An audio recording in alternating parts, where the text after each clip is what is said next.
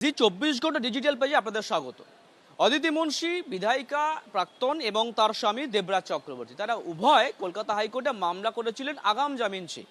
সেই মামলায় আজকে কলকাতা হাইকোর্টের রাজ্যের বক্তব্য যে দেবরাজের নামে 19টি সম্পত্তির খোঁজ পাওয়া গেছে এবং অদিতি মুন্সির নামে 3টি সম্পত্তি, এবং তারা যেভাবে যে ধরনের তারা ক্রাইম করেছেন বা অপরাধ সংগঠিত করেছিলেন তা একটা অন্য মাত্রায় নিয়ে গিয়েছেন।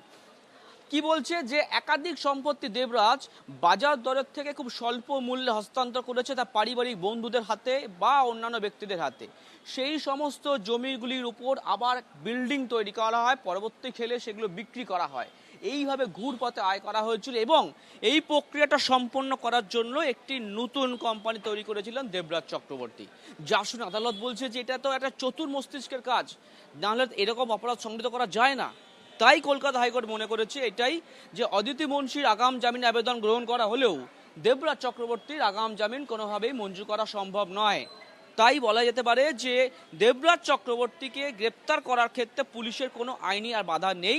পুলিশ প্রয়োজন মনে করলে গ্রেপ্তার করতেই পারে। রাজ্যের সওয়াল ছিল এটাই যে দেবরাজ চক্রবর্তীকে হেফাজতে নিয়ে জিজ্ঞাসাবাদ করা দরকার তদন্তে জিজ্ঞাসাবাদের জন্য। সেই কারণে আজকে কলকাতা হাইকোর্ট আগাম জামিনের আবেদন খারিজ করেছে দেবরাজ চক্রবর্তীর। শুভ্রের সঙ্গে অর্ণবংশু, জি 24 ঘন্টা, কলকাতা।